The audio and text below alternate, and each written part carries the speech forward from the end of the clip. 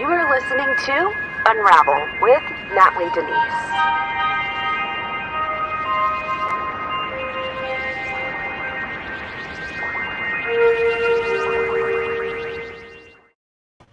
What's up, guys? Welcome to Nightly with Natalie, a segment of Unravel with Natalie Denise. I have been so busy catching up from the weekend. Is now facing human trafficking charges after police say he promoted prostitution. Gosh, I hate those news pages that just play the video without your consent, against your will. They just play the video whenever they want. Oh, it irks me. Gosh darn. Anyway, completely interrupted my intro here. But anyway, had a very, very busy weekend with the events, the Childproof America Education Summit on Human Trafficking. It was great. I had a great weekend networking with wonderful people in the industry, just combating trafficking in their own respect. I met Chris Hansen and his wife. What? Like, I hung out with Chris Hansen and his wife. Like, that's crazy. Cray. What's going on? Let's say hello to the chat. What's up, chat? What's up, Ken? What's up, Appa? What's up, Jilly? What's up, Keem? What's up, Sophia? Thank you for being here. Keem and Sophia, my mods. I appreciate you all. Yes, so this weekend was absolutely amazing. I got to speak, which was a very new experience. Well, it's not new. I've spoken before, but not specifically on like a topic that is dissecting a component of like trafficking and, ensorcement and all that. So it was very cool. I enjoyed it a lot. But it put me behind in a lot of things. So, work-wise. So I've been catching up yesterday, today, which is why I'm in a sweatshirt and my glasses. I bothered to put on a stitch of makeup this morning because I just knew that I had to. But yes. So with that being said, I'm back. And let's get straight to the news. Let's get to some of these headlines. We're going to start off with Ms. Britney Spears, because Britney Spears coming out of her conservatorship. There's been a lot of drama apparently coming out. Oh, by the way, I got to tell you guys why I'm late too. I know I've been late to my podcast lately, but today I had like a fiasco, like a legit fiasco. I had iced coffee right here. A bad idea, but a horrible idea. This was my fault, my bad. I had iced coffee right here, and I was taking my thumbnail picture for my podcast or whatever. I have to take my little thumbnail pictures, and somehow I like tipped over. The iced coffee fell all over my MacBook. Fell over all over my MacBook. So I was freaking out. I was trying to save everything. It got all over my what is that called, a surge protector, spilled all over the surge protector, so I was like freaking out because I was like, oh my gosh, don't short, gotta sneeze. Excuse me. I was like, oh my gosh, I'm gonna have a fire because it like got all over the surge protector. So I had to dig up another surge protector, throw that surge protector in the trash because it was ruined. There was like liquid damage to it. Some of the plugs were kind of like acting a little funny. So I was like freaking out. It was a big fiasco. I can't even believe I did that. That was dumb. That was stupid. Oh, I'm so glad. I don't know what type of keyboard this is, but it seems to be resistant. I think. And I was able to like flip it upside down and get all the liquid. Oh gosh, this was like the biggest scare, but never again. I will keep my iced coffees. I mean, it's unrealistic that I won't have iced coffee here, but I'm going to keep it like a mile away, like somewhere else. You know what I mean? Like over there. Anyway, let's get to the headlines because I just have to tell you guys that fiasco. My sneeze. All right, Britney Spears. Britney Spears. She's having a whole fiasco herself with her family ever since she gained her freedom through the out of the conservatorship. Now, Jamie Lynn Spears, her little sister, coming out with a memoir. Apparently, she's coming out with some details, and it's not making Britney Spears very happy. Britney Spears says she should have slapped her sister Jamie Lynn and her mother Lynn Spears right across her F-word faces. Family feud intensifies ahead of sister's controversial memoir. Britney Spears continued her ongoing feud with her family members on Tuesday in a blistering Instagram post where she says she should have slapped her mother and sister across their faces. In her since deleted post, the 40-year-old singer and writer seemed to take aim at her sister Jamie Lynn Spears for seemingly having gotten a cushier upbringing and starring on a role on TV when she was a child. She also lambasted her mother Lynn Spears for not being supportive in her wake of her breakup with Justin Timberlake. What? Okay. What are your thoughts on Miss Spears lately? Because I understand, like, she seems very, like, articulate in the hearing and all this, but there's something sometimes where I'm just kind of like, it just makes me wonder a little bit if she is all the way completely okay, and I hope she is.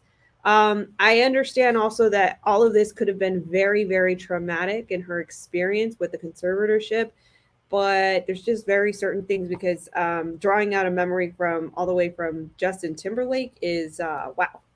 Let's take a listen to what she had to say for ourselves.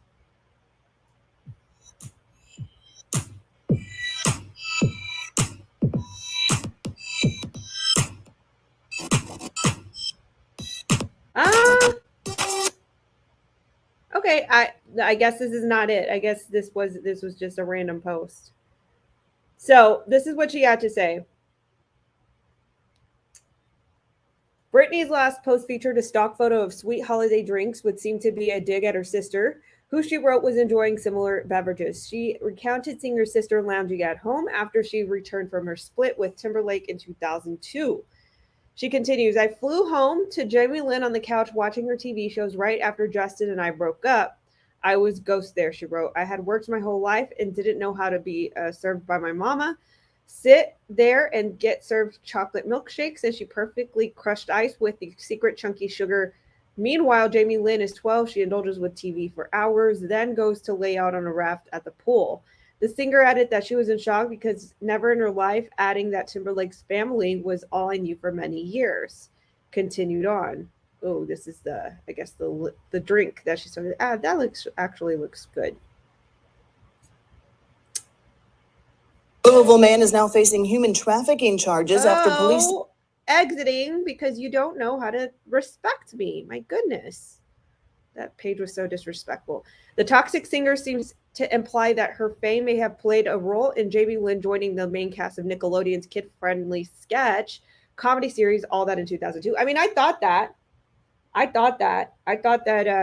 she had a big thing to do with her sister. Honestly, what this sounds like to me, it sounds like she has a lot of, what's that word? She has a lot of resentment towards her little sister because it seems to be that her little sister got to live an actual normal life versus Britney Spears was the moneymaker in the family, and Britney Spears was actually the one who was siphoned from. People took advantage of her. Her own family took advantage of her, what seemed to be. And her sister got to enjoy those spoils. So this to me sounds a lot like she's lambasting her sister because out of resentment. That's what it sounds like. And her sister got to benefit off of Britney Spears' success. So this is why I feel that she's coming at her sister so hard. And she's talking about Nickelodeon. And this actually summarizes, this actually supports what my thoughts. Well, I never got my iced drink. She complained. I mean, yeah, I'm grown up, right? But then I might be a little, need a little support. It was People magazine cover. The people showed up, as Jamie Lynn Spears says. I was scared as F, yeah. Britney appeared to be responding to Jamie Lynn's claims in her upcoming memoir. Things I should have said, that Britney at one point said she was scared and locked herself and Jamie Lynn in a room while holding a knife. One time, she said to me, "Baby, I'm scared," and took a large knife from the kitchen, pulled me along with my mom, and she locked us both inside, the actress wrote via The Sun. However, Britney's sister described the alleged incident happening in 2004 following her marriage to Jason Alexander, now 39, while the singer's breakup from Timberlake, now 40, occurred in 2002. So Britney Spears additionally claimed that her mother, Lynn, was incapacitated by medication when she returned home. "My mama was in pain medication. I could barely hold on a conversation in my house because her and my dad split, and she was more messed up than anything," she alleged. "I remember her sitting on the floor in a conversation, and she never got up."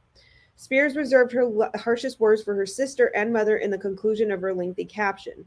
"I'm sorry, Jamie Lynn wasn't strong enough to do what should have been done, slapped you and mama right across your effing faces," she wrote. Okay, that is very, very aggressive.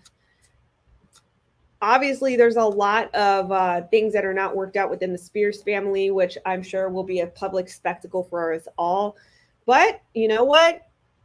Britney Spears had been taken advantage of from all these years, and I couldn't imagine what that's like. So who knows what's been going on in the background, but that's a lot.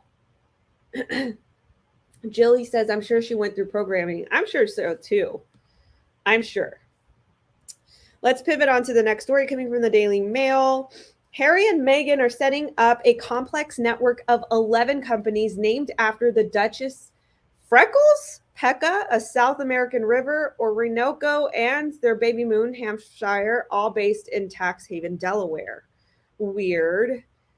So I'm just going to go through the overview. Prince Harry and Meghan Markle are setting up a network of companies based on an opaque tax haven in Delaware. Meghan's longtime lawyer and business manager have incorporated 11 companies and trusts for the couple since April 2020, state filings reveal. One of the firms appears to be set up for Harry's multi-million-dollar memoir book deal. Names for the companies include an intriguing Japanese term for deal making and a reference to Meghan's freckles in Spanish. Another is named after a river flowing through Colombia and Venezuela. The companies are headquarters in Beverly Hills of attorney Richard Gano, who worked with the Duchess for years. Also appearing on many filings for the firms, her business manager, Andrew Meyer, a well-connected money guru. Weird. The names of the companies include an intriguing Japanese term for deal making, a reference to Meghan's freckles in Spanish, a South American river, and possible allusion to a 44,000 baby moon getaway. This is weird. The companies are all headquartered in Beverly Hills. The 11 firms are her business manager, Meyer, well-connected money guru, whose clients included John Chu, Anna Kendrick, Adam Driver, Catherine Han, Yahya Abdul-Mateen, and Ellen Pompeo. Why are they doing this, it seems? It's unclear what the couple will use Orinoco for, though it is likely was set up to hold rights for Harry's blockbuster book deal with Penguin Random House for his memoir, due to a publication this year. Okay. Why do they have to incorporate 11 companies, though? That's strange. Ken says she bought a book publishing company to stop a lady from publishing a book about her. I don't know. But okay. 11 companies incorporated to make one giant company, I guess, for a book deal. Okay. All right, pivoting on. Something weird is going on with 5G. So apparently Emirates, Japan Airlines, Air India, and All Nippon cancel Boeing 777 flights to some U.S. cities over 5G safety fears, despite AT&T and Verizon halting rollout. This is coming from the Daily Mail. Emirates, Japan Airlines, Air India, and All Nippon have canceled some of their Boeing 777 flights to the U.S. over fears that new 5G towers could pose a safety risk, just hours before the towers were scheduled to be turned on. 5G, you say? Everybody said that everything 5G was like a conspiracy last year. You guys remember? You guys remember like a year and a half ago where people were just like, stop with your 5G conspiracy theories. Well, apparently this is strong enough to halt airlines. The airlines say that 5G frequencies the towers operate could interfere with the frequencies some planes, including Boeing 777s, use to measure altitude and land in safety. AT&T and Verizon on Tuesday agreed to temporarily defer turning on some wireless towers near key airports in a bid to avert near or further disruption to U.S. flights. Resident Joe Biden hailed the agreement, saying it will avoid potentially devastating disruptions to passenger travel, cargo operations, and our economic recovery, while allowing more than 90% of the wireless tower deployment to occur as scheduled. Verizon will temporarily not turn about 500 towers near airports, sources told Reuters, or less than 10% of their planned deployment, while the carriers and the administration work on a permanent solution, sources briefed on the matter said. Details of the agreement, including the length of the pause, were not disclosed. Both Verizon and AT&T will launch 5G on Wednesday elsewhere in the country, bringing faster speeds to tens of millions of people. The row erupted on Monday when U.S. airline CEOs begged the Biden administration to stop AT&T and Verizon from rolling out their C-band 5G technology. The telecom giants have been planning to relaunch the technology across the U.S. on Wednesday, turning on 5,000 towers across the country that will bring Americans faster internet speeds, including 500, which the airline industry say pose a threat to flight safety. Uh-oh. Uh-oh. Hi, Ross. Hi, Natalie. Just wanted to say hello. Hello, Ross. 5G and airline safety. This is very scary. I mean, was this not something that they didn't think about? So look at this graphic. This graphic shows how the wireless spectrum used by 5G networks could interfere with altimeters, which measure a plane's altitude and is especially important for low visibility operations. The CEOs of airlines have asked officials that the 5G be implemented everywhere in the country except within approximate 2 miles of an airport runways at some key airports. You know what? In Houston, these little 5G towers have been popping up everywhere. Have you guys seen a 5G tower before? They're as big as, I want to say, like, you know how there's like a light pole and it goes kind of high? It's about halfway to that, or maybe 1/3 of that. They have been installed everywhere in Houston. Are you guys seeing any of that in your cities? Because I've seen it for sure. And it's kind of freaky, especially like if you're in Houston around the, you guys would know where Lakewood Church is. It's around that area. There's like a bunch of 5G little towers everywhere springing up. Aviation officials fear that 5G signals near airports could interfere with certain airplane instruments, including the radio altimeter used to gauge the altitude. Tank says, cool glasses, thank you. I thought 5G has been out for a while, at least in Florida. Well, I thought so too, but I think they're just upping the ante with a lot of more 5G. Ken says, turn your 5G cell phones off tonight, or you will fry your brains if you took the cocoa juice, allegedly. Yikes! Yikes! Hey, yikes. I hope a lot of you didn't take the poke in the arm, the cocoa juice. So, yeah, that's a concern. I really hope. I mean, this is just getting more and more increasingly dangerously very scary. The installation of 5G, the interception it can have with the plane safety. So now, can I fly in planes anymore? Can I travel anymore? This is all very, very concerning.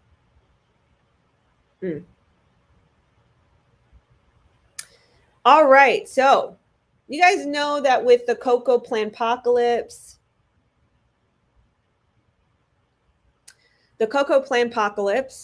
where they have fear porned everything, everything is a scare, everything you got to get your poke in the arm, you got to wear your face muzzle, all these things. Well, You guys know that there have been certain millionaires out there that have really cashed in over the whole planned apocalypse, but they're not the only ones. The feds probe an entrepreneur couple who cashed in on the cocoa testing boom, but didn't send customers their test results. Pair set up 300 pop-up sites and flaunted Ferrari, Enzo, Lamborghini, Ford GT, and a $1.36 million home. Akbar Ali Sayed and his wife Aliyah Siaj of St. Charles, Illinois, are longtime entrepreneurs.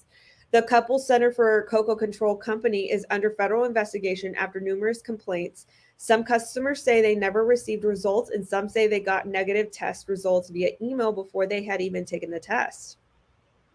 Surveys conducted at multiple testing sites and the main laboratory found non-compliance with numerous standards affecting more than 400,000 tests. The company runs more than 300 testing locations nationwide and offers free same-day rapid test results. Syed's TikTok account, which was taken down Thursday, shows photos and videos of luxury cars and their $1.36 million mansion. In the past 5 years, the couple has launched several business ventures, including a donut shop, wedding photography, and an axe throwing lounge. Wow. They are, wow. Look at that house. Cheese and crackers. That is a big house. So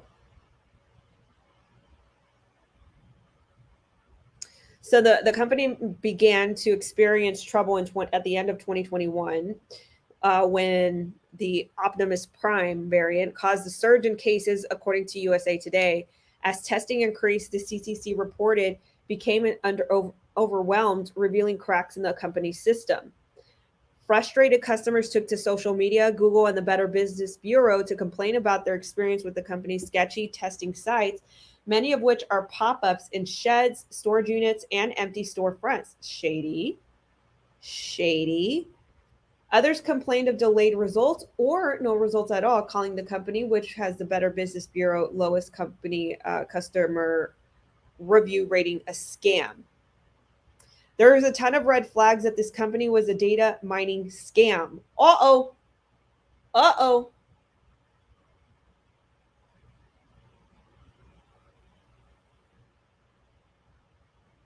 A ton of red flags that this company was a data mining scam. You guys know what that means? They're selling out your data. If you got tested by these companies, more likely they sold your data to somebody. A person by the name of Scott F. posted on BBB website on January 2nd, adding that the stations were not being cleaned or sanitized in between users collecting samples from their noses. He says, I have no confidence that these samples were not potentially tainted by cross-contamination due to dirty testing. Stations have haphazard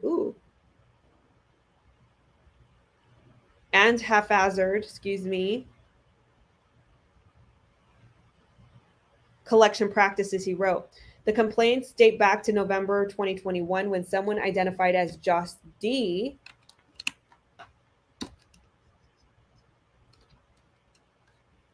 try to get this. Why is this not charging? Anyway, I just had a gut feeling that something is off, he added. It was an office retail space with literally only a cheap desk in every room, nothing else. It was super empty in every odd way. It just seemed so off. So it looks to be that this couple cashed out on people testing. I mean,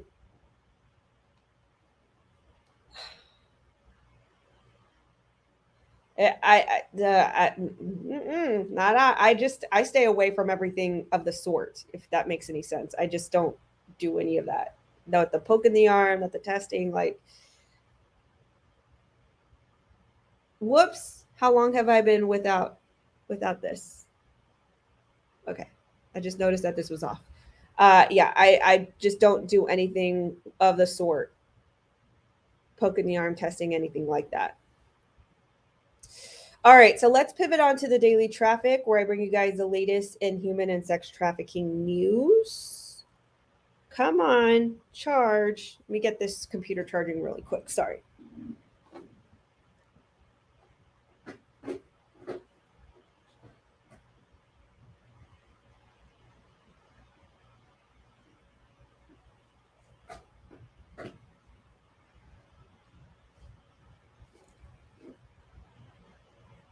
Okay, I'm going to try my best. This computer will not charge. I don't know why. I'm going to have to figure this out. All right, coming from First Coast News, police suspects used they say suspects used website to sell woman for sex. Gas station employees credited for saving her life. This is coming from First Coast News in Jacksonville, Florida. The Jacksonville Sheriff's Office is releasing new details about how a woman was able to free herself to what was described as forced prostitution. The incident happened in last August, with the victim ending up at Circle K on Phillips Highway, alerting employees that she was being held against her will. It's a scenario Donna Fenchel says happens way too often. I heard, unfortunately, many stories that are very similar to this, she said. The police report says that the woman was taken to 2 Jacksonville hotels by Teresa Connor and Steve Hoggard, who used a website to sell the victim for sex. They put her up on a website. The more and more of those that we can shut down, we just need to keep getting those websites shut down, Fetchel said. She's a co-founder of Villages for Help, a nonprofit that provides services and homes to survivors of sex trafficking. Her latest project, the Tiny House Community on Jacksonville's west side, is set to begin taking women in March. We actually make sure all of the services that a woman needs to get through the trauma and actually redevelop some self-esteem, Fetchel said of the program. According to the police report, while the victim and suspects were at Circle K, the woman asked the employees for help. They were able to pull her to safety as the suspects tried to drag her from the store. That is, wow. That's pretty much, that's guerrilla. That's like guerrilla pimping, where they get really aggressive with their victims. I have chills even just thinking about the bravery it took for them to take action and embrace this woman, one woman, and save her, Fenchel said, of the response of the employees. Connor and Hoggard were charged with several felonies, including sex trafficking. Police have not given an update on the woman's condition.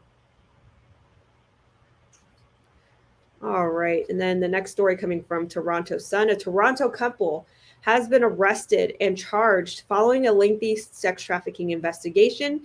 Toronto police say their human trafficking enforcement team began investigating July 2021. At the same time, the 2 suspects came to their attention. On November 1st, 2021, Juliana Fodor was arrested and charged with or exercise control over a person, advertising another person's sexual services, and material benefit from sexual services provided. She is slated to appear in Toronto North Courts February 9th. On December 21st, Sorisia Abdi was arrested and charged with exercise control over a person, advertising another person's sexual services, and material benefit from sexual services provided. He is next scheduled to appear on Toronto North Courts on Tuesday.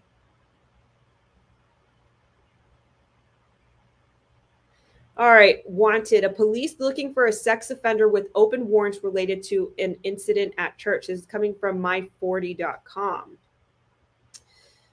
Come on, what are you doing? This is from Asheville, North Carolina. Asheville Police Department is asking the public's help to locate a wanted man with sex offender status. Dwight Bailey, 58, was open warrants for sex offender on minors premises, communicating threats, and second-degree trespassing. If you see him, please call 911 immediately. For those listening on podcasts, you won't be able to see unless you know this man by name, but this is the man. Please call 911. If you do see him, he's a reoffending offender. I have given many rants about this many a times, but it is such a damn shame that, it takes somebody reoffending multiple times in order for us to take action. It's horrible. Anyway, guys, I'm going to go ahead and cut this pretty short. I know this is a short podcast, but I'm having some technical issues and I don't want to abruptly end this without saying goodbye. I love you all so much. Thank you so much for all of your love, all of your support. I'll be back tomorrow. Hopefully I'll get everything back up and running after my whole fiasco of dumping iced coffee all over my office. I love you all. I hope you have a great night. Thank you so much for your support. Once again, I'll catch you guys tomorrow. You guys have a great night. Bye-bye. Good night. Thank you so much for tuning in to Unravel with Natalie Denise. Please give this podcast 5 stars.